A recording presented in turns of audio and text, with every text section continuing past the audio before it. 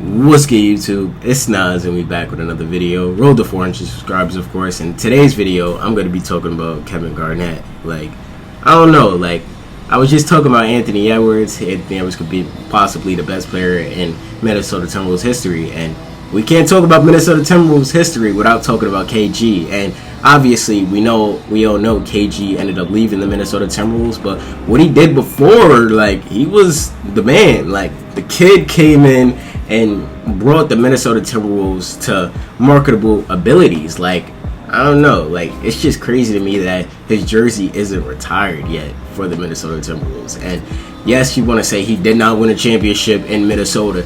Did you look up the talent that he had to play with?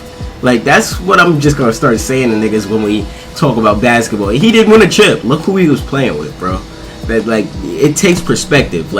Do you think your favorite player can win a championship with the level of talent that Kevin Garnett had to play with? And I know some of y'all watching this probably got to see Kevin Garnett, young Kevin Garnett, the kid, come into the NBA and start to obviously take over and be one of the best big men in the league and one of the best big men of all time. But I'm just going to tell y'all his teammates, because maybe I don't know. His best teammates from 95 to 2007 was Tom Gugelli, I think that's how you say it, Wally Zerbiak, who I know. You got Sam Cassell, Latrell Sprewell, I know them too. You got Michael Olowokandi, I think that's how you say it. But come on, bro. Let's be serious, bro. Come on.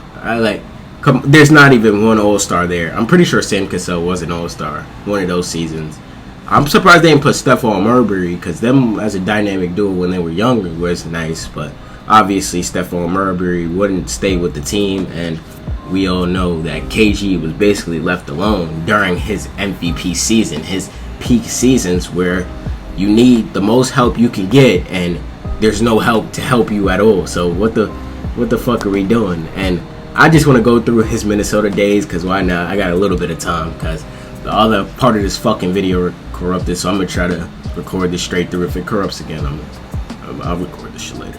But in his rookie season, in the 95-96 season, he averaged 10.5 points per game, 6 rebounds, and 2 assists. In the 96-97 season, he averaged 17 points, 8 rebounds, and 3 assists.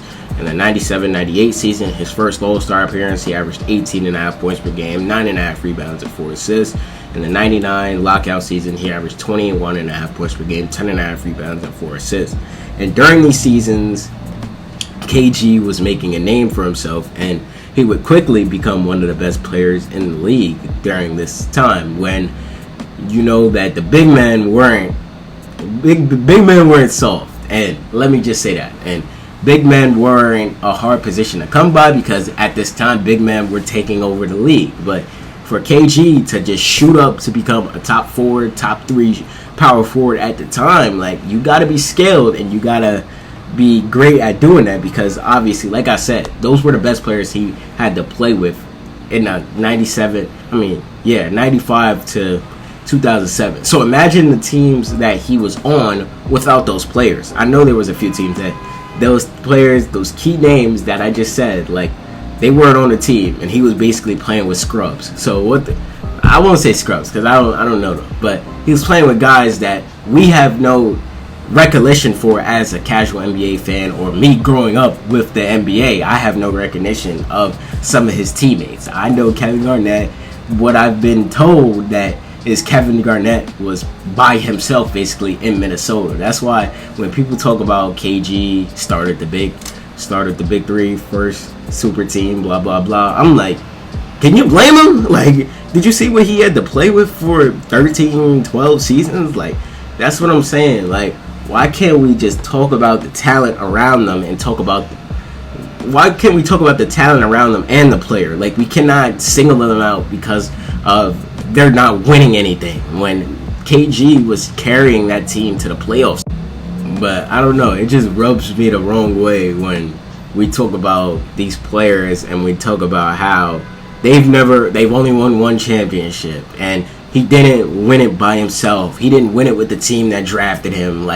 If the team that drafts you doesn't put talent around you, what the fuck do you expect them to do? You expect them to play Superman God mode when the NBA is at a deep talent-wise, and obviously in the Western Conference, shit, you had to go against Duncan and the Spurs, Kobe and the Lakers. Well, obviously before Shaq left, but Kobe and the Lakers, Duncan and the Spurs. I'm pretty sure some of these seasons, Nash and the Suns, Melo and the Nuggets. Like, come on, bro. KG was never going to win in Minnesota at that moment. So going to Boston was really the best thing in his career. And when people try to talk about KG start the super team, I just gotta look at you like, go look up who he had to play with.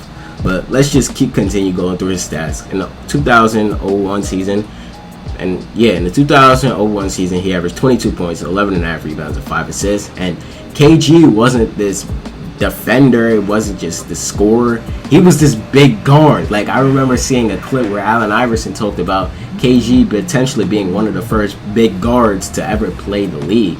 Because KG could get it on the perimeter, take your big man, and go punch it on you. KG could go take your big man, do a step back mid-range shot, because we know KG really didn't have the three-pointer. He had the long mid-range, which that nigga's big-ass feet were always on the line, which everybody hates that shot nowadays, or everybody's been hate that shot, I'm pretty sure, but KG was basically the master of that shot, which is kind of funny looking at his career and looking how he plays the game of basketball. But we know that KG is one of the best defenders of all time too. So being one of the best defenders of all time, being one of the best mid-range shooters of all time, even though people were possibly not going to give KG his credit for doing that, but I don't know, I am.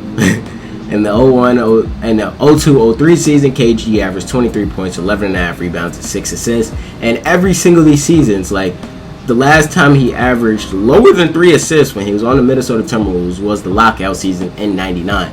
So him averaging above 5 assists with the level of talent that he had to play with, like, are we going to give him some credit for that? Or we're just going to be like, nah, he should be doing that. He's one of the best players in the league for a reason. Like, there's no reason why KG should be averaging less than 2 assists as a big man.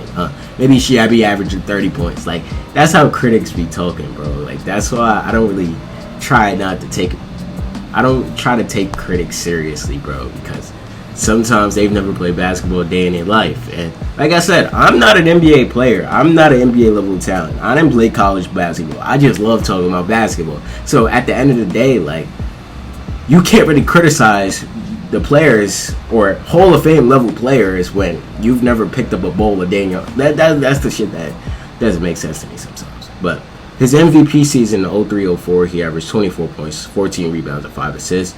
In the 04-05 season, he averaged 22 points, 13.5 rebounds, and 5.5 assists. 05-06, he averaged 22 points, 12 rebounds, and 4 assists. In his last season with the Timberwolves, he averaged 22.5 points per game, 13 rebounds, and 4 assists. And like I said, bro, I just don't understand how you can put out those stats, drag your team to the playoffs every single season, even though the talent around you is never up to par for your skill level and how it needs to be for you to compete for a championship, get a championship, but you're always raising your team's floor, so you're always going to be in the playoffs every single season, but you're going to lose, and you expect KG to obviously do that. I don't know what the Minnesota Timberwolves ownership, what the fuck they were doing back then. Thank God ownership is basically better now and at all-time high now, but looking back at it, KG was really set up to fail. But I don't know, I just wanted to make a KG video before I went to work so I could upload this later, and I was just thinking about it because after the Anthony Edwards video, why not? But I hope you guys enjoyed, and what do y'all think about Minnesota Timberwolves Kevin Garnett? Subscribe. I hope you enjoyed. What's good, y'all? If you made it to the end of the video, I hope you guys enjoyed this video, and the channel icon's right here on the right, and there's a video on the left. Click one of them holes if you didn't watch it already, and subscribe, help the channel grow, and I appreciate you.